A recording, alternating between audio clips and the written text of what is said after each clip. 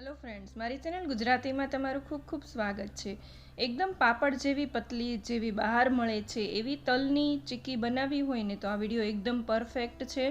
એમાં જે પણ ટિપ્સ અને ટ્રિક્સ આપેલી છે એ ફોલો કરશો ને તો તમારી ચીક્કી પણ હંમેશા આવી જ બનશે.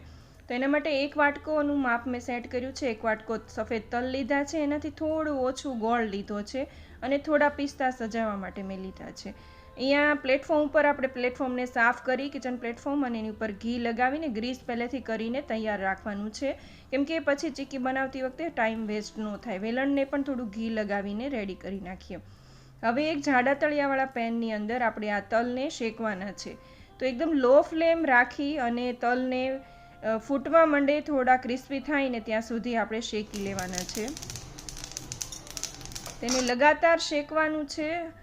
આવી રીતે તડતડનો અવાજ આવે ને ત્યાં સુધી આપણે એને શેકવાના છે અને પછી એને એક વાસણમાં લઈને ઠંડા કરવા મૂકી દેવાના છે. એ જ પેનની અંદર 1 ટીસ્પૂન ઘી લેવાનું છે અને જે આપણે ચીક્કી માટે ગોળ લીધો તો ગોળ એડ કરી દેવાનું છે.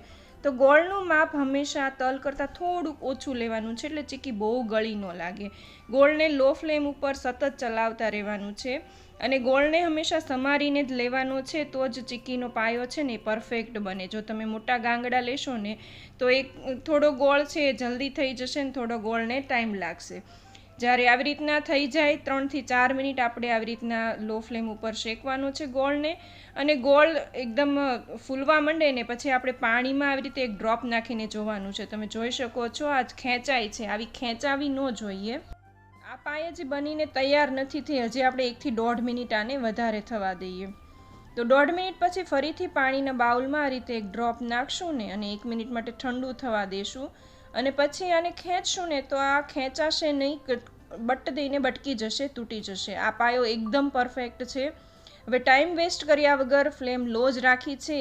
1/4 ટીસ્પૂન ખાવાના સોડા એડ કરવાના છે અને એને સારી રીતે ચલાવવાનું છે. તો ખાવાના સોડા એડ કરવાથી ગોળ એકદમ ફૂલી જશે અને ચીક્કી તમારી દાંતમાં નહીં ચોંટે ને ક્રિસ્પી થશે. તો સોડા જરૂરથી એડ કરજો. હવે આપણે જે તલ શેકીને રાખ્યા હતા એ ગોળમાં એડ કરીને સરસ રીતે બધું મિક્સ કરી દેવાનું છે. ગેસની ફ્લેમ અહીંયા તમે બંધ કરી શકો છો, પણ તમારે એને મિક્સ કરવામાં થોડી ઉતાવળ રાખવાની. ફટાફટ મિક્સ કરી દેવાનું અને આપણે જે કિચન પ્લેટફોર્મ ઉપર ઘીથી ગ્રીસ કર્યું હતું ત્યાં આપણે એને નીચે પાથરી દેવાનું છે. તો આ ચીક્કી તમે આટલી નાની નાની બેચમાં બનાવશો ને તો જ તમારી ચીક્કી પતલી થશે. તમે જો વધારે મિશ્રણ લઈને બનાવશો, 1 વાટકીની બદલે 2 થી 3 વાટકી તલ લઈને બનાવશો ને તો ચીક્કી જાડી જ થશે, કેમ કે એને ઠંડી થતાં વાર નથી લાગતી બિલકુલ. આવી રીતે હાથને પણ ઘીથી ગ્રીસ કરી અને ફટાફટ આવી રીતે થોડુંક સ્ક્વેર શેપ કરી લેવાનો છે અને એને થોડુંક ઉપરથી પ્રેસ કરવાનું છે જેથી આપણને વણતી વખતે ચોંટે નહીં. હવે તરત જ એને આપણે ઘીથી ગ્રીસ કરેલા વેલણથી વણી લેવાની છે. જેટલી પતલી થાય એટલી પતલી કરી લેવાની છે. તો તમે આ સ્ટેજમાં થોડી ઉતાવળ રાખશો ને તો તમારી પણ ચીક્કી એકદમ પતલી થશે. તમે આને થોડા જાડા પ્લાસ્ટિકના પેપર ઉપર પણ પાથરી અને ઉપર બીજું પેપર પાથરીને પણ વણી શકો છો. તો એવી રીતે કરવાથી ચીક્કી આનાથી પણ પતલી થઈ શકશે.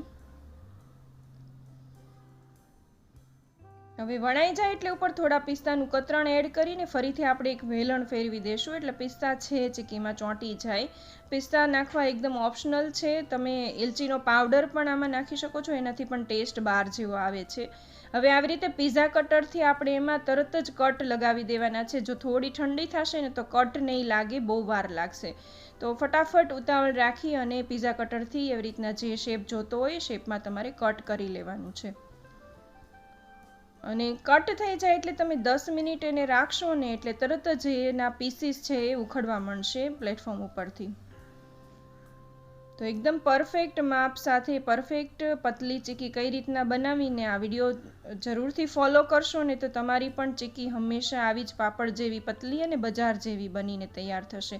હવે આને અડધી કલાક આપણે આમનામ રહેવા દેવાનું છે અને પછી એરટાઇટ ડબ્બામાં ભરી અને મૂકવાની છે. તમારી ચીક્કી 15 દિવસથી 1 મહિના સુધી એવી ને એવી જ રહેશે અને એકદમ ક્રિસ્પી બનીને રહેશે.